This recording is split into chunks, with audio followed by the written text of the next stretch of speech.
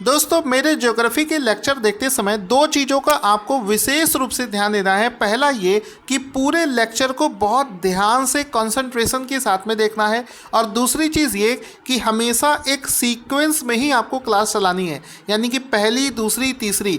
कभी भी किसी क्लास को स्किप करके अगली क्लास मत देख लेना, नहीं तो कॉन्सेप्ट डेवलप नहीं हो पाएगा, आप चीज़ों को समझ नहीं पाओगे। तो आज शुरू करते हैं ज्योग्राफी की क्लास नंबर 2। तो देखो पहला क्वेश्चन बना है कि भारत के लिए निम्नलिखित कथनों में से कौन सा एक स्टेटमेंट बिल्कुल गलत है, यानी कि असत्य है। तो पहला स्टेटमेंट है कि भारत विश्व का 7वां सबसे बड़ा देश है। ये चीज़ मैंने कल आपको बहुत अच्छे से समझा दी थी। बिल्कुल सही आंसर हो जाएगा कि भारत जो है क्षेत्रफल के हिसाब से विश्व का 7वां सबसे बड़ा देश है। इसके बाद में है कि भारत की जनसंख्या जो है ये विश्व की दूसरी सबसे बड़ा देश है जनसंख्या के मामले में। तो सीधी सी बात है कि चाइना के बाद में भारत का स्थान जो है आता है, यानी कि 2nd पोजीशन पर है। ये भी बिल्कुल सही है। इसके बाद में इसकी भूमि की जो सीमा है उसका विस्तार लगभग 15,200 किलोमीटर है। ये चीज़ भी कल आपको समझा दी थी, तो ये भी सही है। जब तीनों स्टेटमेंट सही हैं तो सीधी सी बात है चौथा स्टेटमेंट आप पढ़ो चाहे ना पढ़ो वो गलत होगा।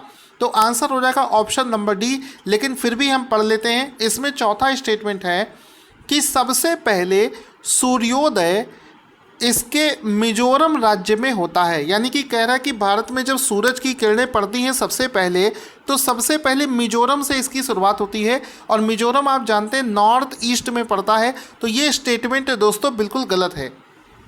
तो अगर ये स्टेटमेंट गलत है तो इसका राइट आंसर क्या हो जाएगा दोस्तों? जब सूरज उगता है तो सबसे पहले आप देखो, हो सकता है बहुत सारे लोग पहली बार इस चीज़ को जान रहे होंगे कि सूरज की किरणें सबसे पहले अरुणाचल प्रदेश पर पड़ती हैं। किस पर पड़ती हैं? अरुणाचल प्रदेश पर पड़ती हैं, यानी कि ऑप्शन नंबर डी इसका राइट आंसर हो जाएगा। अब इस फैक्ट से संबंधित बहुत सारे इंपॉर्टेंट पॉइंट हैं, इसको भी आप लोग समझते हुए चलेंगे। जैसे कि सबसे पहले जो सूर्य है ये अरुणाचल प्रदेश में निकलता है, ठीक है। साथ ही साथ में अरुणाचल प्रदेश का अगर आप नाम देखोगे तो वो इसी हिसाब से रखा गया है। इसको सूरज यहाँ पर उगता है, इस वजह से देखो अरुणाचल का नाम देखो। अरुणा का हिंदी में मतलब होता है, अरुणाचल जो है ये दो चीज़ों से मिलकर बना है, अरुण, अरुण प्लस चल। अरुण शब्द का मतलब होता है सूर्य, ठीक है, और चल का मतलब होता है किसी चीज़ का उगना, यानी कि सूर्य उग रहा है सबसे पहले अरुणाचल प्रदेश से, तभी तो इसका नाम अरुणाचल रखा गया है। तो अरुणाचल प्रदेश का ये नाम जो है ये सबसे पहले सूरज उगने की वजह से रखा गया है। आज के बाद में आपको ये एक नई इन्फॉर्मेशन पता चली होगी। साथ ही साथ में सवाल आता है कि सर अगर सूरज सबसे पहले वहाँ पर उगता है तो सीधी सी बात है कि बहुत सारे लोगों के मन में सवाल आता होगा, देखने की इच्छा होती होगी कि सर हम देखना चाहते हैं कि कैसे सूरज सबसे पहले अरुणाचल प्रदेश में उगता है। इस वजह से अरुणाचल प्रदेश जब भी कोई व्यक्ति घूमने जाता है तो टूरिस्ट प्लेसेस की सबसे पहली पसंद होती है अरुणाचल प्रदेश की वो जगह घूमना जहाँ पर सूरज सबसे पहले निकलता है, ठीक है। तो वो कौन सी जगह है? एग्ज़ाम में अक्सर ये पूछ लिया जाता है। तो दोस्तों अरुणाचल प्रदेश की एक वैली है जिसका नाम है डोंग वैली, और डोंग वैली में एक घाटी है और उस घाटी का नाम है देवांग घाटी। तो दोस्तों अरुणाचल प्रदेश के डोंग वैली की देवांग घाटी में सूरज सबसे पहले दोस्तों निकलता है। यहाँ पर भारत के समय के अनुसार 2 घंटे पहले ही यहाँ पर दोस्तों सूरज निकल आता है। अगर आप गर्मियों के समय की बात करें तो लगभग 6 बजे आप देखोगे तो सूरज निकलने लगता है, लेकिन यहाँ पर रात के 4 बजे ही, यानी कि 2 घंटे पहले 4 बजे ही यहाँ पर सूरज निकल आता है। और साथ ही साथ मैं आपको बता दूँ, जो लोग वहाँ पर घूमने जाते हैं वो लोग इस चीज़ को देखने के लिए रात के 2:30 बजे से ही वहाँ पर पहुँच जाते हैं, सो दैट वो 4 बजे जब सूरज की पहली किरण आए तो दिल्ली या फिर यूपी में बैठा हुआ इंसान जो है वो सो रहा होता है, अंधेरा होता है, लेकिन जो अरुणाचल प्रदेश की डोंग वैली में जो व्यक्ति होगा उसको सूरज की रोशनी मिल रही होगी।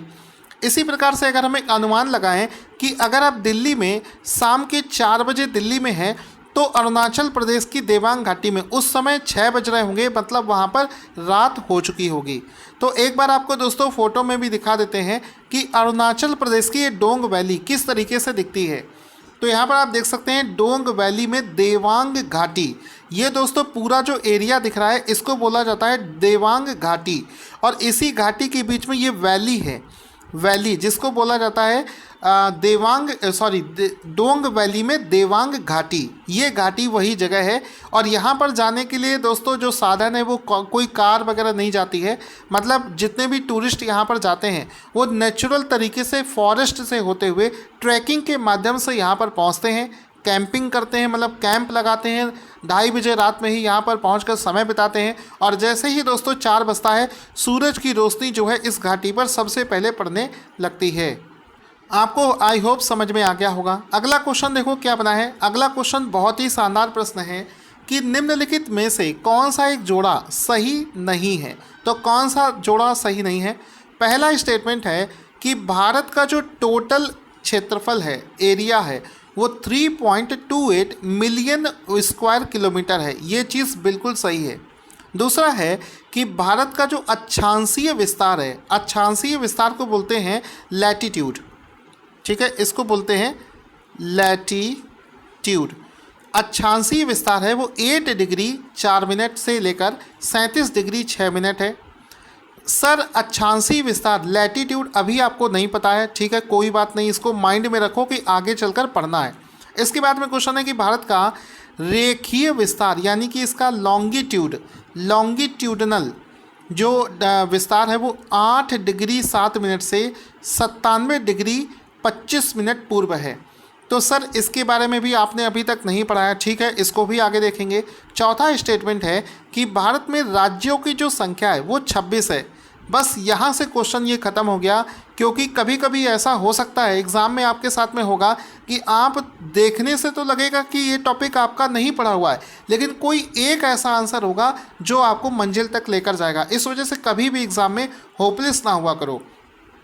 हो सकता है शुरुआत के 3 स्टेटमेंट आपको बिल्कुल ना हवा लग रही हो, और जैसा कि यहाँ पर हो भी रहा था, लेकिन चौथी चीज़ आपको बिल्कुल कंफर्म है कि भारत में राज्यों की संख्या जो है वो 26 नहीं है बल्कि 28 है। तो यहाँ पर पूछा गया कौन सा स्टेटमेंट जो है गलत है, तो ऑप्शन नंबर डी यहाँ पर गलत हो जाएगा। और हमको ये समय मिल गया कि हम इन सब चीज़ों के बारे में भी आगे पढ़ेंगे। तो दोस्तों यहाँ पर इस समय भारत में 26 जनवरी सन 2020 से अगर देखें तो भारत में टोटल राज्यों की संख्या है 28 और केंद्र शासित प्रदेशों की संख्या है वर्तमान में 8। इस चीज़ को याद रखेंगे। अगर पूछा जाए सबसे लेटेस्ट में नया केंद्र शासित प्रदेश कौन सा बना है, मतलब 8वां केंद्र शासित प्रदेश कौन सा बना है, तो 8वां केंद्र शासित प्रदेश बना था दादर और नगर हवेली तथा दमन एवं दीव। ये 2 अलग अलग यूनियन टेरिटरीज हुआ करते थे, लेकिन इन दोनों को आपस में मर्ज कर दिया गया और दोनों को मर्ज होने के बाद में 9 से जो केंद्र शासित प्रदेशों की संख्या है वो हो गई थी 8। तो इसको आप लोग याद रखेंगे। और उससे पहले बात करें तो जम्मू कश्मीर और लद्दाख को अलग अलग यूनियन टेरिटरीज बना दिया गया था 2019 में। तो इन सब चीज़ों को आप लोग रिमेंबर रखेंगे। अगला जो क्वेश्चन है दोस्तों ये यूपी पीसीएस में पूछा जा चुका है, 2022 वाला पेपर उठा के देख लो, बिल्कुल सेम टू सेम क्वेश्चन दोस्तों पूछा गया है। क्वेश्चन क्या है कि भारत विश्व का यहाँ पर दिया है कौन कौन से स्टेटमेंट भारत के बारे में बिल्कुल सही है। पहला स्टेटमेंट है कि भारत विश्व का 5वां सबसे बड़ा देश है। हम बार बार पढ़ रहे हैं कि भारत विश्व का 7वां सबसे बड़ा देश है और जनसंख्या में उसकी रैंक है सेकंड, क्षेत्रफल में रैंक है सेकंड 7वीं और जनसंख्या में रैंक है सेकंड। 2 चीज़ों को पकड़ कर रखो, बहुत सारे क्वेश्चन सॉल्व हो जाएंगे। तो यहाँ से आपको पता चल गया कि सर 7वां नहीं 5वां सबसे बड़ा देश है। तो जब 5वां सबसे बड़ा देश है यानी कि जितने भी ऑप्शन में ऑप्शन नंबर 1 लिखा होगा वो सारे के सारे ऑप्शंस गलत हो जाएंगे। तो हम ऑप्शन पर पहुँचे, हमने देखा कि इसमें 1 है यानी कि ये गलत हो गया, इसमें 1 है यानी कि ये भी गलत हो गया। अब देखो बी और डी में कोई एक ऑप्शन सही होगा, तो आपने दोनों ऑप्शंस को जब देखा तो देखा कि बी में सेकंड है सेकंड, यानी कि दूसरा ऑप्शन तो बिल्कुल सही है। हमें सिर्फ चेक करना है कि तीसरा और चौथा, अगर सिर्फ तीसरे या चौथे में से कोई एक स्टेटमेंट आपको सही से पता है तो आप इतने बड़े डरावने क्वेश्चन को, इसको एक डरावना क्वेश्चन कहेंगे, इसको आप सही कर सकते हो। तो हमेशा अपने आप को कॉन्फिडेंस फॉर्मेट में रखो कि क्वेश्चन तो घुमाया फिराया जाएगा ही, एग्जामिनर क्वेश्चन को बहुत घुमा फिरा सकता है, लेकिन आपको किसी भी कीमत पर घबराना नहीं है और क्वेश्चन सही होगा आपका। तो पहला स्टेटमेंट तो गलत है, ठीक है। दूसरा स्टेटमेंट बिल्कुल सही है कि भारत का जो लिथोस्फीयर है, मतलब स्तन मंडल है, उसका क्षेत्रफल, ठीक है, लगभग 2.4% है। ये चीज़ बिल्कुल सही है, ठीक है। यहाँ पर तीसरा स्टेटमेंट है कि पूरा भारत उष्ण कटिबंधीय यानी कि ट्रॉपिक्स में स्थित है। ये चीज़ अभी नहीं पढ़ाई है, आगे अभी बताऊँगा, ठीक है। चौथा स्टेटमेंट है कि 82 डिग्री 30 मिनट पूर्वी देशांतर का उपयोग भारतीय मानक समय को निर्धारित करने में किया जाता है।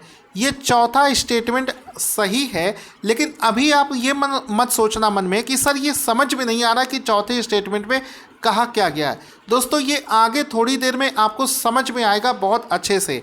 अभी ये समझो कि ये बिल्कुल सही बात है, यानी कि यहाँ पर सेकंड और फोर्थ दो स्टेटमेंट यहाँ पर बिल्कुल सही है। ऑप्शन नंबर डी इसका राइट आंसर हो जाएगा, ठीक है। सेकंड एंड फोर्थ ये दोनों सही है, और जो चीज़ें यहाँ पर समझ में नहीं आ रही हैं वो आगे सब कुछ पढ़ेंगे, आपको सब कुछ याद हो जाएगा। अब दोस्तों अगले टॉपिक में हम एक बिल्कुल नई चीज़ सीखने वाले हैं, जिसको हो सकता है कि बहुत सारे लोग पहली बार सीख रहे हो। इस वजह से आपसे कहता हूँ कि पूरा दिमाग इस पर लगाना, एक बार सीख लोगे हमेशा के लिए काम आएगा। अदरवाइज़ ये चीज़ें थोड़ी सी टिपिकल हैं, क्योंकि इसमें मैथ का भी इस्तेमाल होता है। होता क्या है दोस्तों कि मान लो आप जिस समय जिस कमरे में बैठकर हमारी इस वीडियो को देख रहे हैं, अगर पूछा जाए, एक अमेरिका में किसी इंसान से पूछा जाए कि बताओ कि आप, यानी कि राहुल, मान लो आपका नाम राहुल है, और पूछा जाए कि अमेरिका में पूछा जाए कि अमेरिका में बैठा एक व्यक्ति राहुल की लोकेशन जानना चाहता है, तो राहुल की लोकेशन जानने के लिए उसको दो चीज़ों का पता होना चाहिए। एक होता है लॉन्गिट्यूड, एक होता है लैटीट्यूड। अगर उस व्यक्ति का लॉन्गिट्यूड और लैटीट्यूड उसको पता है, तो अमेरिका में बैठा व्यक्ति भी आपकी लोकेशन को देख सकता है, समझ सकता है कि आप कहाँ पर हो। इसी प्रकार से जब पूरी दुनिया का मैप बनाया गया, तो ये डिसाइड, मतलब ये एक प्रॉब्लम आई कि मान लो दुनिया में किसी भी देश का लोकेशन अगर हमें पता करना है, तो उसके लिए एक स्टैंडर्ड होना चाहिए कि वो कहाँ पर स्थित है। मान लो ये पॉइंट आपको पता करना है, मान लो ये पॉइंट आपको पता करना है, तो ये सारे पॉइंट, मतलब कौन सा देश कहाँ है, इसको पता करने के लिए कुछ तो मानक होना चाहिए। तो उसके लिए क्या किया गया कि उसके लिए पूरी दुनिया का जो मैप है उसको कुछ काल्पनिक रेखाओं में बांटा गया। काल्पनिक रेखाएं, इनका वास्तविकता से कोई संबंध नहीं है। आप देख सकते हैं पूरे मैप पे आप ये वर्टिकल लाइन, ये लाइंस देख रहे होंगे इस तरीके से। मैं इसको ड्रॉ कर देता हूँ अच्छे तरीके से। ये तो कुछ सीधी लाइंस आप देख रहे होंगे, और दूसरी तरफ आप देख रहे होंगे कि कुछ लेटी हुई लाइंस भी आपको दिख रही हैं, ये, ठीक है। तो इस तरीके से मैं इनको ड्रॉ कर देता हूँ। तो पूरी दुनिया का जो मैप है उस पर काल्पनिक, समझना मेरी बात को, इन लाइनों का कोई वास्तविकता से संबंध नहीं है, ये सिर्फ एक काल्पनिक लाइंस हैं। तो पूरी दुनिया के मैप पर ये जो लाइन खींची गई हैं, इनसे ही हम किसी भी देश, किसी भी वस्तु, किसी भी व्यक्ति का लोकेशन एग्जैक्टली दोस्तों बता सकते हैं। जैसे इन लाइंस को कहा किया जाता है, देखो जो ये लाइन लेटी हुई लाइन है इसको बोला जाता है अक्षांश। अभी आपको और भी अच्छे से समझाऊंगा। अक्षांश, इसको बोला जाता है अक्षांश। और इसी को इंग्लिश में, देखो जो लोग इंग्लिश मीडियम वाले हैं वो चीज़ों को इंग्लिश में भी समझते चलें। अक्षांश को इंग्लिश में बोला जाता है लैटीट्यूड। लैटीट्यूड। और जो ये वर्टिकल लाइंस आप देख रहे हैं जो सीधी सीधी खड़ी हैं, खड़ी हुई लाइन, इसको बोला जाता है देशांतर। इसको बोला जाता है देशांतर, और इसको इंग्लिश में बोला जाता है लॉन्गिट्यूड। इंग्लिश में इसको बोला जाता है लॉन्गिट्यूड। इनके नाम को याद रखने का सबसे अच्छा ट्रिक है कि देखो ये जो लाइंस लेटी हुई हैं, लेटी मतलब लैटीट्यूड, लेटी मतलब लैटीट्यूड, फिर से समझना, ये सारी लाइंस आपको लेटी हुई जो दिख रही हैं, इसको लेटी हुई मतलब लैटीट्यूड, लेटी हुई मतलब लैटीट्यूड, ठीक है, समझ गए। फिर से बोल रहा हूँ, लेटी हुई मतलब लैटीट्यूड, और जो खड़ी लाइंस है उनको बोला जाता है लॉन्गिट्यूड। सीधी सी बात है, अगर एक लैटीट्यूड है तो दूसरी वाली हो जाएगी लॉन्गिट्यूड, ठीक है। तो ये आप समझ गए लॉन्गिट्यूड और लैटिट्यूड, यानी कि आपके मन में एक चीज़ आ गई कि सर अगर किसी व्यक्ति या किसी देश या किसी शहर की लोकेशन हमें पता करनी है तो हम सिर्फ और सिर्फ उसका लॉन्गिट्यूड और लैटिट्यूड अगर पता कर लें तो हम उसकी लोकेशन बता सकते हैं। ठीक है, यहाँ तक आपको चीज़ें समझ में आ गई। अब देखो, आप सभी के मोबाइल में दोस्तों गूगल मैप होता है, वो इसी टेक्नोलॉजी का इस्तेमाल करता है, जिसका उपयोग करके वो आपकी लोकेशन या फिर किसी भी पिज़्ज़ा वाली शॉप की लोकेशन को बताता है। साथ ही साथ में आप एक टेक्नोलॉजी यूज़ करते हैं, ग्लोबल पोजीशनिंग सिस्टम, जीपीएस जिसको बोलते हैं, जो किसी भी व्यक्ति की लोकेशन को बताता है। वो भी इसी मेथड का इस्तेमाल करता है कि उस ऑब्जेक्ट का लॉन्गिट्यूड और लैटिट्यूड एंगल पता कर लेता है और वहाँ से उसकी लोकेशन बताई जा सकती है। तो दुनिया में जितनी भी चीज़ें हैं सबका एक लैटिट्यूड और लॉन्गिट्यूड एंगल होता है। अब जब हम दोस्तों ये जान गए कि पूरी दुनिया को इस खड़ी खड़ी और लेटी हुई लाइंस में डिवाइड किया गया है, तो इन लाइंस में कुछ विशेष ऐसी रेखाएं हैं जिनको कुछ नाम दिया गया है। जैसे अगर हम बात करें कि अगर हम एक ऐसी लाइन खींच दें जो पूरी दुनिया को दो भागों में बांट दे, मतलब ये वाली लाइन जो बिल्कुल सेंटर से होकर जाती है, तो जो लाइन पूरी दुनिया को दो भागों में बांट रही है, लेटी हुई लाइन, तो वैसे तो दोस्तों ये लेटी हुई तो इसका नाम लैटिट्यूड है, लेकिन चूंकि ये बिल्कुल दुनिया को दो भागों में बांट दे रही तो इसका एक विशेष नाम दिया गया है और उसके बारे में ही हमको पढ़ना पड़ेगा। इसके बाद में एक और विशेष लाइन है जिसको यहाँ पर खींचा गया है, इसका भी एक विशेष नाम है। एक और लाइन है जिसको यहाँ पर खींचा गया। बस ये तीन लाइनों के बारे में हमको समझना है और ये तीन लाइन आपने समझ ली तो समझो आपको काफ़ी चीज़ें समझ में आ गई। तो सबसे पहले हम पढ़ेंगे कि जो बीच वाली लाइन है जो सेंटर पर है, बिल्कुल इसको मैं अलग कलर से दिखा देता हूँ। पूरा ध्यान दोस्तों वीडियो पर ही रखना, एक सेकंड के लिए ध्यान हटाया नहीं कि कॉन्सेप्ट आपका मिस हो जाएगा। तो ये दोस्तों जो ये सेंटर वाली लाइन है जो पूरी दुनिया को बराबर भागों में बांट रही है, ऊपर रहा नॉर्थ पोल और नीचे रहा साउथ पोल। पूरी दुनिया को देखो, ऊपर वाला भाग ये रहा और नीचे वाला पार्ट मैं आपको बता देता हूँ, ये ठीक है। तो पूरी दुनिया को दो बराबर भागों में जो ये लाइन डिवाइड कर रही है इसको बोला जाता है इक्वेटर। इक्वेटर इसको बोला क्या जाता है, इक्वेटर। तो इसका इंग्लिश में भी आप इसका डेफिनेशन समझ लें, समझना मेरी बात को। लिखा है the equator is an imaginary line round the middle of the earth half way between north and south pole. वही चीज़ कही गई है जो मैंने आपको बोली है। हिंदी में समझो कि पृथ्वी की सतह पर उत्तरी ध्रुव तथा दक्षिणी ध्रुव के समान दूरी पर स्थित एक काल्पनिक रेखा है। यह पृथ्वी को उत्तरी और दक्षिणी गोलार्ध में विभाजित करती है। इस रेखा को ही इक्वेटर कहा जाता है। साथ ही साथ में इसके दो और नाम हैं, फिर से बोल रहा हूँ, इस इक्वेटर लाइन के दो और नाम याद रखने हैं। भूमध्य रेखा, मतलब भूमध्य, यानी कि भू मतलब पृथ्वी के बिल्कुल जो मध्य से रेखा जाती है उसको बोलते हैं भूमध्य रेखा। तो जो लोग इंग्लिश समझते हैं वो लोग ये चीज़ समझें कि आगे चलकर मैं भूमध्य रेखा बोलूं तो आप समझ जाना कि सर इक्वेटर की बात कर रहे हैं। इसी का एक और नाम है विषुवत रेखा। विषुवत रेखा भी इसको कहा जाता है। तो एक बार फिर से दोस्तों हम लोग देखेंगे मैप में। तो यहाँ पर दोस्तों कहा गया है ऊपर डेफिनेशन में, जैसा कि मैंने आपको बताया कि पूरी दुनिया का मैप आप देख रहे हैं। ऊपर रहा नॉर्थ पोल और नीचे साइड में आपको दिख रहा है साउथ पोल। और नॉर्थ पोल से बराबर डिस्टेंस पे, साउथ पोल से भी बराबर डिस्टेंस पे, ये डिस्टेंस जो ऊपर नीचे की है बिल्कुल बराबर है। अगर एक काल्पनिक रेखा हम इस प्रकार खींचें कि वो पूरे ग्लोब को दो बराबर हिस्सों में बांट दे तो इसको इक्वेटर, तभी इसका नाम है इक्वेटर, इक्वल से बना है इक्वेटर। और इसी इक्वेटर के मैंने दो नाम दिए थे, एक था भूमध्य रेखा, भूमध्य रेखा, और दूसरा नाम इसका रखा गया है विषुवत रेखा, विषुवत रेखा। ठीक है, तो दो इसके नाम है। तो कभी भी मैं अलग अलग नाम से बुलाऊं तो ये ना कहना बच्चों के तरीके कि सर आपने बताया नहीं है, दोनों नाम बता दिए हैं। अब बहुत ध्यान से समझना, इक्वेटर और ये सब कुछ आपको समझ में आ गया, काल्पनिक लाइन है ये भी आप समझ गए। तो इसने क्या किया कि पूरे ग्लोब को दो सेमी सर्कल्स में डिवाइड कर दिया। इसको बोलेंगे ऊपरी गोलार्ध, गोलार्ध मतलब आधा गोला, ये रहा ऊपरी गोलार्ध, या फिर नॉर्थ उत्तरी गोलार्ध जिसको बोलेंगे, उत्तरी उत्तर दिशा में स्थित गोलार्ध, और नीचे वाले को बोलेंगे सदर्न गोलार्ध, ठीक है, साउथ दक्षिणी गोलार्ध जिसको हिंदी में बोलेंगे दक्षिणी गोलार्ध, और ऊपर वाला गोला क्या हो गया, उत्तरी गोलार्ध। तो ये दो चीज़ें भी आपको याद रखनी है। और ये जो लेटी हुई जितनी लाइंस आपको दिख रही हैं, ये वाली लाइन, ये वाली लाइन, ये सब क्या है, ये सब है लैटीट्यूड।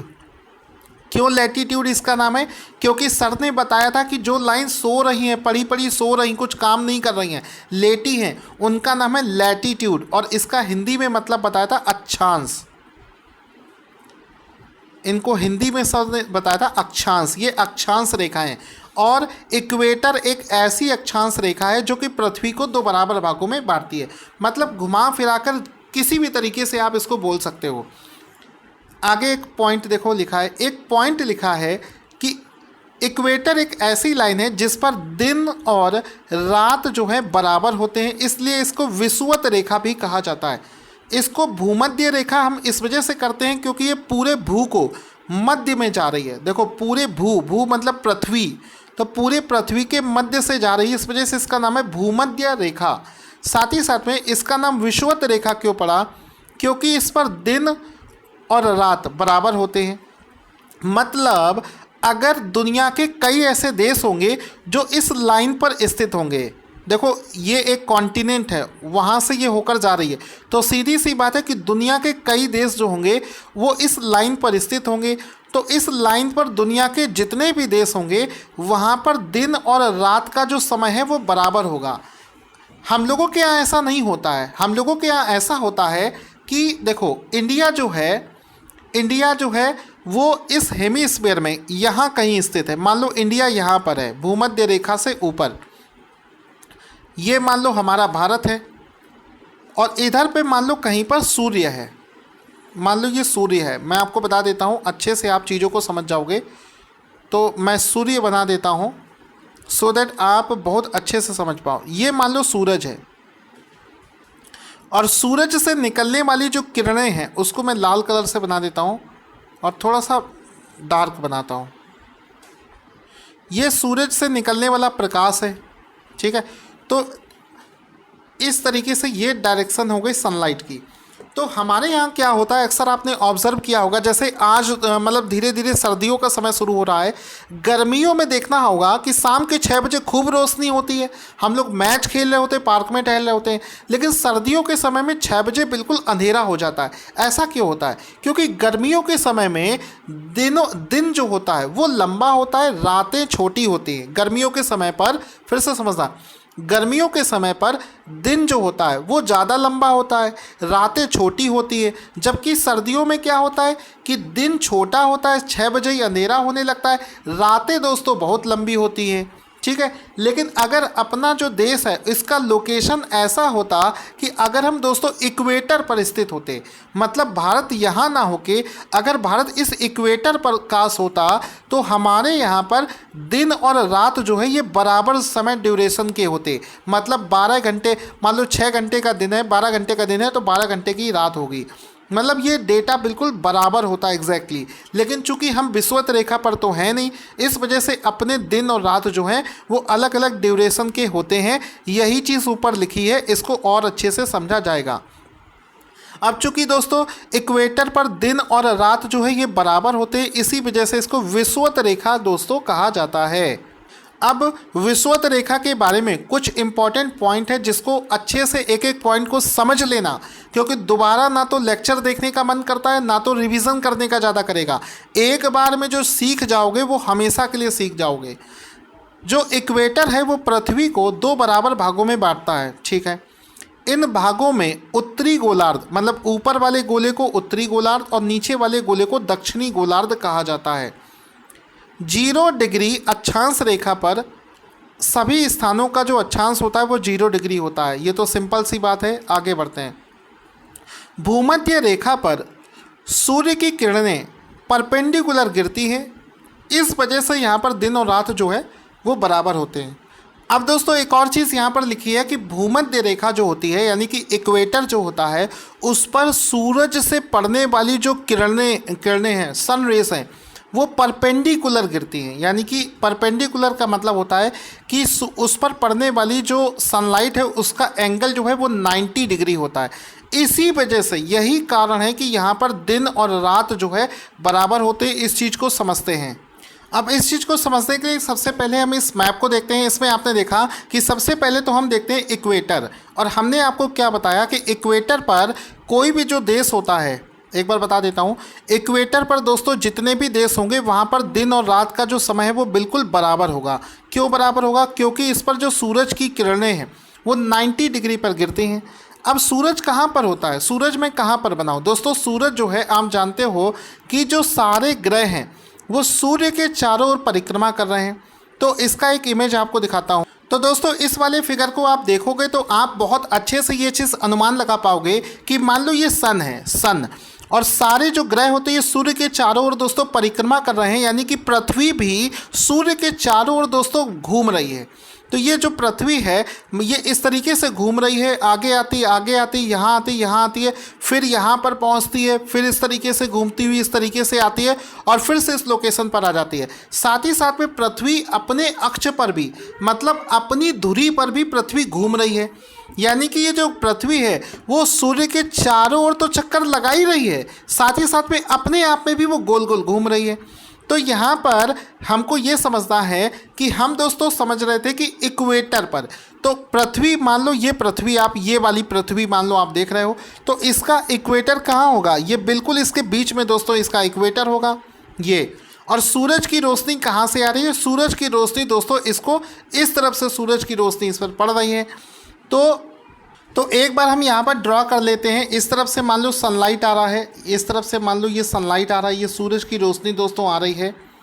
और जितने भी देश, मान लो कोई एक देश यहाँ पर स्थित है इक्वेटर पर, तो इक्वेटर पर जो भी देश होगा वो उसके सरफेस पे होता है। तो मान लो सरफेस पर आपका घर बना हुआ है, तो हम इस तरीके से घर बना लेते हैं, ठीक है।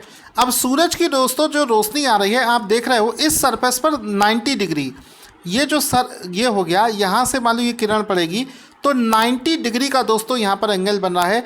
यानी कि सूरज की रोशनी जो है इक्वेटर पर जितने भी देश हैं उन सब पर परपेंडिकुलर पड़ रही है। इस वजह से जितनी देर सूरज की रोशनी रहेगी उतनी देर उस पर सूरज की रोशनी नहीं भी रहेगी। जितनी देर सूरज की रोशनी रहेगी उतनी देर दिन रहेगा और बाकी समय पर रात होगी। यानी कि इक्वल टाइम में दिन, इक्वल टाइम में अंधेरा। जबकि बाकी सब सरफेस पर क्या होता है कि अगर हम मान लो इस वाले लैटीट्यूड पर देखें तो यहाँ पर अगर किसी का घर होगा तो इस सरफेस पर, मतलब ये उसका सरफेस होगा, और उस सरफेस पर अगर हम, ये सरफेस हमने बना ली, इस पर अगर सनलाइट आ रही होगी तो सनलाइट अगर इस पर आ रही होगी तो देखो ये एक एंगल बन रहा है, ठीक है। ये परपेंडिकुलर नहीं हुआ, इसका मतलब हुआ यहाँ पर ज़्यादा देर रोशनी रहेगी, कम देर अंधेरा रहेगा, ठीक है। या फिर इधर साइड बनाओगे तो यहाँ पर देखो कम देर रोशनी रहेगी, ज़्यादा अंधेरा रहेगा, ठीक है। तो यही चीज़ होती है कि इक्वेटर पर किसी का अगर घर है तो वो इक्वल डे इक्वल नाइट वाला कॉन्सेप्ट यहाँ पर एप्लीकेबल होता है। आई होप आपको समझ में आ गया होगा। अगली चीज़ समझते हैं। अब जल्दी से दोस्तों लैटीट्यूड को भी समझ लेते हैं। हम सारी चीज़ों को थोड़ा सा स्पीड में पढ़ेंगे क्योंकि हमें सिलेबस भी ख़त्म करना है, तो ध्यान से समझना। पहला यहाँ पर हेडिंग है अक्षांश, अक्षांश जिसको इंग्लिश में बोला जाता है लैटीट्यूड, ठीक है। अक्षांश क्या है? इक्वेटर से उत्तर या दक्षिण दिशा में, मतलब इक्वेटर क्या हो गया, बिल्कुल चीज़ों को इमेजिन करते हुए चलो इक्वेटर यानी कि पृथ्वी को जो बिल्कुल बीच से काट रही है उसके उत्तर, तो यहाँ पर एक छोटा सा बना लेते हैं, कह रहा है इक्वेटर, ये रहा इक्वेटर, इसके उत्तर यानी कि ऊपर की तरफ, इसके दक्षिण में स्थित किसी भी बिंदु की, यहाँ पर मान लो ये बिंदु है, किसी भी बिंदु की पृथ्वी के केंद्र से मापी गई कोणीय दूरी, पृथ्वी का केंद्र ये रहा, यहाँ से इस बिंदु के बीच में मापी गई कोणीय दूरी, यानी कि कितने का एंगल बना रहा है, इस एंगल को हम बनाकर दिखा देते हैं। को एंगुलर डिस्टेंस को अक्षांश कहा जाता है। अक्षांश समझना है मेरी बात को। अभी हमने जो पढ़ा वो अक्षांश रेखाएं पढ़ी थी, जो मैंने आपको बताया था कि एक बार फिर से बता देता हूँ, ये जो रेखाएं ये अक्षांश रेखाएं कही जाती हैं, ठीक है। अक्षांश रेखाएं, ये जो जितनी रेखाएं हैं, और जो ये वाली लाइन बताई थी ये थी आपकी लॉन्गिट्यूड लाइंस, रेखाएं। लेकिन लॉन्गिट्यूड अलग चीज़ होता है और अक्षांश अलग, मतलब अक्षांश अलग चीज़ होता है, अक्षांश रेखाएं अलग चीज़ होती हैं। तो यहाँ पर इस डेफिनीशन को अच्छे से समझना। फिर से एक बार आपको बता देता हूँ जितनी भी बात लिखी है। हमने एक पृथ्वी बना ली इस तरीके से। अब कह रहा है कि इक्वेटर, तो सबसे पहले हमने इक्वेटर बना दिया। फिर कह रहा है इक्वेटर के दक्षिण में या फिर उत्तर में किसी भी बिंदु, तो हमने मान लो उत्तर में एक बिंदु ले लिया, ये उसकी पृथ्वी के केंद्र से, ये रहा पृथ्वी का केंद्र, यहाँ से मापी गई कोणीय दूरी, तो यहाँ से मापी गई एंगुलर डिस्टेंस, मान लो ये 30 डिग्री का कोण बना रहा है। एंगुलर डिस्टेंस को अक्षांश कहा जाता है, मतलब लॉन्गिट्यूड का लैटीट्यूड कहा जाता है। तो ये जो 30 डिग्री हुआ इसी को बोला जाएगा लैटीट्यूड। 30 डिग्री क्या हुआ? लैटीट्यूड होगा, लैटीट्यूड। तो ये हो गई उस बिंदु की लोकेशन। मान लो ये बिंदु जो है ये आप हो यानी कि राहुल कमरे में बैठा मेरी इस वीडियो को देख रहा है राहुल, और मुझसे कोई बोले कि राहुल का जो लैटीट्यूड है वो 30 डिग्री है, तो मैं ये समझ जाऊंगा कि पृथ्वी के केंद्र से अगर मैं 30 डिग्री खींचूं और वो जिस बिंदु पर काटेगा यानी कि राहुल वहाँ पर बैठा है, और इसी के पैरेलल ये बिंदु जहाँ पर काट रहा है इक्वेटर के पैरेलल अगर हम एक लाइन खींच दें तो इसको बोला जाएगा अक्षांश रेखा। अक्षांश किसे कहते हैं? एंगल को कहते हैं। और उसी वो एंगल जिस जगह पर बनना होता है इक्वेटर के पैरेलल में, जो ये लाइन खींच दी गई है उसी के पैरेलल में, उसको बोला जाता है अक्षांश रेखा। क्योंकि वो अक्षांश से बनी है इस वजह से उसको बोला जाएगा अक्षांश रेखा, मतलब लैटीट्यूड लाइंस बोला जाएगा। ठीक है, आई होप आप समझ गए होंगे। आगे बढ़ते हैं, इसमें समझते हैं। देखो मान लो एक पॉइंट है, कोई एक देश है जो यहाँ पर स्थित है, ठीक है, तो उस देश का अक्षांश क्या है, अक्षांश रेखा क्या है और अक्षांश क्या है। तो पहले पृथ्वी के केंद्र से इसको मान लो हमने मिला दिया और ये आया 30 डिग्री, तो उसका 30 डिग्री हो जाएगा अक्षांश। और उसी इक्वेटर के पैरेलल में अगर हम उसी पॉइंट को मिलाती हुई एक लाइन खींच दे तो ये हो जाएगी अक्षांश रेखा। ठीक है, आगे बढ़ते हैं। अब इसमें देखो अगला क्वेश्चन क्या बना है, एक क्वेश्चन है जिसको बहुत ध्यान से समझना और सॉल्व करने की कोशिश करना।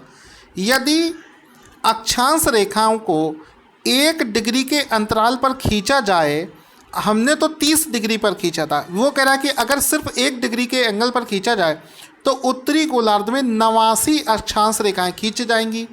और कह रहा है कि अगर अक्षांश रेखाओं को 1 डिग्री अंतराल पर खींचा जाए तो सदर्न हेमीस्फीयर यानी कि दक्षिणी गोलार्ध में भी 89 रेखाएं खींची जा सकेंगी। तो ऐसा हो सकता है क्या? ये चीज़ दोस्तों बिल्कुल सही है, यानी कि दोनों स्टेटमेंट जो हैं वो बिल्कुल सही हैं कि अगर हम ऊपर 1 डिग्री पर लाइन खींचे और नीचे 1 डिग्री पर लाइन खींचे तो दोस्तों 89 लाइन जो है वो खींची जा सकती हैं। इसको समझने के लिए हम एक बार देख लेते हैं। जैसे मान लो कि ये पृथ्वी है, वैसे तो ये रेखाएं देखो 0 डिग्री इक्वेटर ये रहा 10, 20, 30, 40, 50 पर खींची गई हैं, लेकिन हम इसको इतनी दूर दूर पर ना खींच के हम क्या करें कि 1-1 डिग्री पर खींचें। मान लो यहाँ से बीच वाले पृथ्वी के केंद्र से यहाँ से 1 डिग्री यानी कि बिल्कुल छूती हुई ये लाइन, फिर 1 डिग्री यानी कि ये, तो इसके पैरेलल लाइन खींचते जाओ, यानी कि ये 1 डिग्री पर ये खींची है, फिर 2 पर ये खींची है, 3 पर ये खींची है, 4 पर ये, 5 पर ये, 6 पर ये, इस तरीके से खींचते जाओगे खींचते जाओगे खींचते जाओगे खींचते जाओगे खींचते जाओगे तो ऊपर 89 लाइनें खींच पाएंगी। और नीचे भी अगर 1-1 डिग्री पर ये लाइन खींचोगे तो नीचे भी दोस्तों 89 लाइन खींचेगी। और पूरे ग्लोब पर अगर देखें तो 89 ऊपर हो गई, 89 नीचे हो गई, और इक्वेटर को भी तो काउंट करोगे, इसको भी तो काउंट करोगे 1, तो पूरे ग्लोब पर अगर देखा जाए तो कितनी अक्षांश रेखाएं लैटिट्यूड लाइंस खींची जा सकती हैं 1 डिग्री पर? 89 + 89 + 1 कितना हो गया? 179। 179 170 लाइंस दोस्तों खींची जा सकती हैं। अगर आपको इतनी चीज़ें समझ में आ गई तो एक सिंपल सा क्वेश्चन पूछता हूँ, यूपीएससी का क्वेश्चन है, देखते हैं बता पाते हो। क्वेश्चन ये है कि प्रश्न कह रहा है कि हम लोग लैटिट्यूड जो है वो कितने खींच सकते हैं, मतलब हम इस तरीके से 89 लाइन खींच सकते हैं या कितनी खींच सकते हैं। तो आप सोचो कि सर ने बताया था 1 डिग्री पर 1 खींचा, फिर 1 डिग्री पर, तो 89 हो गई। इस पर दोस्तों हमेशा याद रखना, हम लोग असंख्य जितने एंगल आप निकाल सकते हैं, आप जितनी चाहे उतनी लाइन खींचो। हमने तो 1 डिग्री पर खींची है, आप 1 से भी कम डिग्री पर खींचो, 1.5 पर खींचो, 2.25 पर खींचो, 3.25 पर, 4.25, यानी कि आप एक तरफ असंख्य कितना भी क्वेश्चन घुमा ले, ये प्रश्न पूछा जा चुका है और मुझे लगता है फिर से पूछा जाएगा। दोनों हेमीस्फीयर पर असंख्य लाइनें खींची जा सकती हैं। चलिए अगला क्वेश्चन दोस्तों क्या कह रहा है वो समझते हैं। एक छोटा सा पैराग्राफ मैंने छोड़ दिया है जिसको आप नोट्स लेके पढ़ लेना। फॉर एग्जांपल देकर समझाया है कि किसी पॉइंट ए की लोकेशन, इसको आप नोट्स से पढ़ लेना, आपके बेटर अंडरस्टैंडिंग के लिए दे रखा है। अब क्वेश्चन है कि पृथ्वी पर 1 डिग्री समांतर अक्षांशों के मध्य की जो दूरी है वो 111 किलोमीटर होती है। 111 किलोमीटर होती है, ठीक है। इसको समझ लेते हैं। कह रहा है कि पृथ्वी पर जैसे मान लो ये मैप कहाँ गई, ये कह रहा है कि 1 डिग्री पर जो लाइन खींची गई थी, 1 डिग्री मान लो ये होता है, मान लो 1 डिग्री है, वैसे है नहीं लेकिन मान लो, इसको लिख दिया हमने 1 डिग्री। 1 डिग्री पर हमने ये जो लाइन खींची ये वाली, और ये लाइन जो है ये मान लो 2 डिग्री पर है। तो कह रहा है कि इसके बीच की जो दूरी रहेगी, यानी कि 1 डिग्री और 2 डिग्री, इसके बीच के जो डिस्टेंस रहेगा, या फिर यहाँ से मान लो सबके में 1-1 का डिफरेंस है, ये 3 डिग्री हो गई, तो ये डिस्टेंस मान लो, ये दूरी तो इक्वल हो गई। पूछ रहा कि इसका जो डिस्टेंस है 2 लाइनों के बीच का वो 111 किलोमीटर होता है। ये चीज़ बिल्कुल सही है दोस्तों, याद रखना हमेशा के लिए कि इसके जो डिफरेंस होता है वो 111 किलोमीटर होता है, ठीक है। तो यानी कि पहला स्टेटमेंट बिल्कुल सही है। दूसरा क्या कह रहा है कि अगर हम 1 डिग्री पर ना खींचें और हमारा मन किया, हमने 23 डिग्री 30 मिनट उत्तरी अक्षांश पर जो रेखा खींची जाती है उसको कर्क रेखा कहा जाता है, यानी कि ट्रॉपिक ऑफ कैंसर कहा जाता है। इसी प्रकार से अगर हम नीचे की तरफ 23 डिग्री और 30 मिनट पर एक रेखा खींचें तो उसको मकर रेखा यानी कि ट्रॉपिक ऑफ कैप्रिकॉर्न कहा जाता है। तो ये भी दोस्तों बिल्कुल सही पॉइंट है, याद करने वाले पॉइंट हैं। इंग्लिश में भी इसका नाम देख लो, क्योंकि आगे चलकर हम हिंदी का जब शब्द का इस्तेमाल करेंगे तो आप ये इंग्लिश वाला टर्म जो है वो याद रखना कि सर ने क्या बताया था। कर्क रेखा और मकर रेखा किसे कहते हैं, बहुत अच्छे से एक्सप्लेन कर दिया गया। यानी कि इसका मतलब है, यहाँ पर कह रहा है कि पृथ्वी का ये रहा इक्वेटर, और इक्वेटर से 23.5 डिग्री, यानी कि ये 23.5 डिग्री, 23.5 डिग्री पर अगर हम एक रेखा खींचें, ये अक्षांश रेखा, तो इसको बोला जाता है tropic of cancer. Tropic of cancer यानी कि इसको बोलेंगे कर्क रेखा, कर्क रेखा। और इसी तरीके से अगर हम नीचे साइड 23.5 डिग्री नीचे की तरफ खींचेंगे तो इसको बोला जाता है ट्रॉपिक ऑफ कैप्रिकॉर्न, यानी कि इसको बोलेंगे मकर रेखा। इसको बोला जाता है मकर रेखा, इसको बोला जाता है ट्रॉपिक ऑफ कैंसर, और इसको बोला जाता है कैप्रिकॉर्न। इसका नाम कैसे याद रखोगे, देखो कैप्री क्या होता है, पैरों में जो हम पैंट पहनते हैं उसको बोला जाता है कैप्री। कैप्री एक कपड़ा आता है ना, पैंट आता है, तो कैप्री कहाँ पहनोगे, नीचे की तरफ पहनोगे, तो समझ लो कि नीचे जो है वो है कैप्री और ऊपर वाला हो गया कैंसर, ठीक है। तो इस तरीके से आप याद रख सकते हो कि ऊपर वाला जो ये लाइन है इसको बोला जाता है ट्रॉपिक ऑफ कैंसर, और नीचे कैप्री पहनते हैं तो नीचे वाले को बोलेंगे ट्रॉपिक ऑफ कैप्रिकॉर्न। इतनी चीज़ें अगर समझ में आ गई तो आप आगे बढ़ें। जितनी भी चीज़ दोस्तों मैं समझा रहा हूँ सारी चीज़ें आपको लिखी हुई नोट्स में मिलेगी कि अगर हम 1 डिग्री पर लाइन खींचें तो किन्हीं दो समांतर अक्षांशों के बीच की दूरी 111 किलोमीटर होगी। साथ ही साथ में 23.5 मिनट उत्तर की तरफ जब हम रेखा खींचेंगे तो उसको कर्क रेखा ट्रॉपिक ऑफ कैंसर, और 23.5 डिग्री साउथ की तरफ जो रेखा खींचेंगे उसको मकर रेखा या फिर ट्रॉपिक ऑफ कैप्रिकॉर्न के नाम से जाना जाएगा। क्वेश्चन है, उत्तरी ध्रुव तथा दक्षिणी ध्रुव को मिलाने वाली काल्पनिक रेखा जो पृथ्वी को 2 बराबर भागों में बांटती है उसको क्या कहा जाता है? उसको क्या कहा जाता है? इसका मतलब समझना। यहाँ पर क्या कह रहा है, क्वेश्चन की लैंग्वेज अगर नहीं समझ पाए तो कभी भी क्वेश्चन नहीं कर पाओगे। क्वेश्चन में कहा गया है कि पृथ्वी के उत्तरी ध्रुव, तो नॉर्थ पोल ऊपर रहा, उत्तरी ध्रुव तथा दक्षिणी ध्रुव, दक्षिणी ध्रुव नीचे रहा। पृथ्वी के उत्तरी ध्रुव तथा दक्षिणी ध्रुव को मिलाने वाली एक काल्पनिक रेखा, इसको मिलाने वाली एक काल्पनिक रेखा, ये काल्पनिक रेखा है जो पृथ्वी को 2 बराबर भागों में बांट रही है। सीधी सी बात है, ये एक पार्ट ये रहा और ये भाग एक रहा। अगर हम क्षैतिज लाइन की बात करें तो बिल्कुल इसी चीज़ को लेटी हुई लाइन में कहा जाता था इक्वेटर, लेकिन अगर हम सीधी सीधी डिवाइडेशन की बात करें तो इसको बोला जाता है ग्रीनविच मीन टाइम। इसको बोलते हैं जीएमटी, आपने सुना होगा, ठीक है। इसको बोला जाता है ग्रीनविच मीन टाइम। जबकि अगर ये लेटी हुई लाइन यही बिल्कुल सेम चीज़ बन, तब उसको इक्वेटर बोलते हैं। तो साउथ पोल और नॉर्थ पोल को मिलाने वाली एक काल्पनिक रेखा को हम लोग जीएमटी बोलते हैं। वही चीज़ यहाँ पर लिखी गई है और उसी को हमें आगे क्वेश्चन सॉल्व करने के लिए याद रखना है। कह रहा है कि एक बार इसको दिखा देते हैं, समझ कर चलोगे तो हमेशा के लिए याद रहेगा, अदरवाइज़ परेशान होते रहोगे। हम एक बार पृथ्वी को बना लेते हैं। ये रहा आपका नॉर्थ पोल और ये रहा आपका साउथ पोल। अब कह रहा है कि पृथ्वी के नॉर्थ पोल और साउथ पोल को मिलाने वाली रेखा जो कि पृथ्वी को 2 बराबर भागों में बांटती है, 2 बराबर भागों में इसने बांट दिया, उसको क्या कहा जाता है? भाई ट्रॉपिक ऑफ कैप्रिकॉर्न इसको नहीं बोलोगे। क्यों नहीं बोलोगे?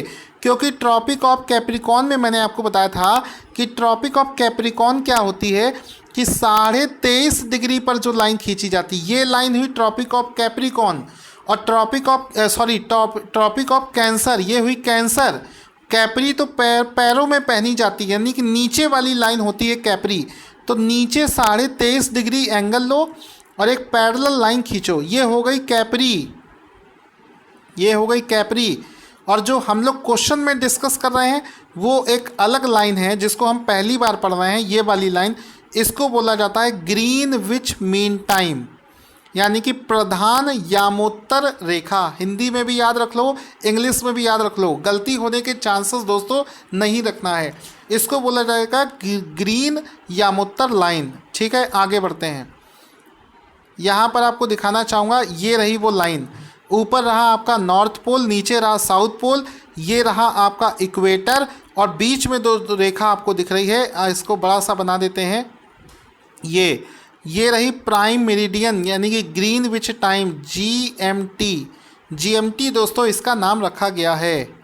अब इसके बारे में इसका जो डेफिनीशन है वो भी समझते चलो कि प्रधान यामोत्तर रेखा यानी कि ग्रीनविच मीन टाइम किसे कहा जाता है? उत्तरी ध्रुव तथा दक्षिणी ध्रुव को मिलाने वाली काल्पनिक रेखा जो पृथ्वी को 2 बराबर भागों में बांटती है उसको जीएमटी दोस्तों कहा जाता है, ठीक है। चूँकि ये जो रेखा है ये लंदन के एक ग्रीनविच शहर से गुजरती है, इस वजह से इसका नाम रख दिया गया उसी शहर के नाम पर, ग्रीनविच लाइन। साथ ही साथ में इसको 0 डिग्री देशांतर भी कहा जाता है, लेकिन पहले आपको देशांतर समझाऊंगा तब जाकर आप इसका मतलब समझोगे। तो दोस्तों आज के वीडियो में देखो हम लोगों ने क्या क्या चीज़ें बहुत अच्छे से पढ़ ली, समझते हुए चलना कि हमने देखो सबसे पहले पढ़ा क्या। आगे बढ़ते हैं। देवांग घाटी पढ़ी जहाँ पे सूरज की रोशनी सबसे पहले पड़ती है। उसके बाद में हमने दोस्तों क्या पढ़ा, हमने यहाँ पर पढ़ा कि किसी भी चीज़ की दुनिया में लोकेशन पता करनी हो तो उसके लिए हमें दो चीज़ें पता होनी चाहिए, उसका अक्षांश और देशांतर, मतलब उसका लॉन्गिट्यूड और लैटिट्यूड। जो लेटी हुई लाइंस हैं उसको बोला था लैटिट्यूड, और लैटिट्यूड लाइंस, ये सही शब्द है, लैटिट्यूड नहीं, लैटिट्यूड लाइंस, क्योंकि लैटिट्यूड तो एंगल होता है, लैटिट्यूड लाइंस लाइंस होती हैं। और ये जो सीधी सीधी लाइंस है इसको बोला था हम लोगों ने लॉन्गिट्यूडनल लाइंस, लॉन्गिट्यूड लाइंस, ठीक है, ये हमने पढ़ा। इसके बाद में हमने पढ़ा कि पृथ्वी को दो बराबर भागों में बांटने वाली लाइंस को कहा हमने इक्वेटर। उसके बाद में हमने जाना कि लैटिट्यूड क्या होता है। लैटिट्यूड में मैंने आपको बताया कि जो एंगल बनता है, ये एंगल जो बन रहा है इसको लैटिट्यूड, और उस एंगल से जो लाइन वो लैटिट्यूड लाइंस। इसी प्रकार से आगे हम पढ़ेंगे लॉन्गिट्यूड और लॉन्गिट्यूड लाइंस, ठीक है। ये सब कुछ पढ़ते गए, क्वेश्चन सॉल्व किया, उसके बाद में हमने एग्जाम्पल देखा, क्वेश्चन सॉल्व किया फिर उसके बाद में हमने पढ़ा ट्रॉपिक ऑफ कैंसर और ट्रॉपिक ऑफ कैप्रिकॉर्न, ये हमने समझ लिया। तो ये सब कुछ करते हुए आज की क्लास हमारी शानदार रही। अब अगली क्लास का वेट कीजिए, आपको लॉन्गिट्यूड भी समझा दूंगा, क्वेश्चंस करवा दूंगा, बहुत आसानी से आप लोग पूरी ज्योग्राफी को सीख जाओगे इसी तरीके से अगर मेहनत से पढ़ते रहे तो।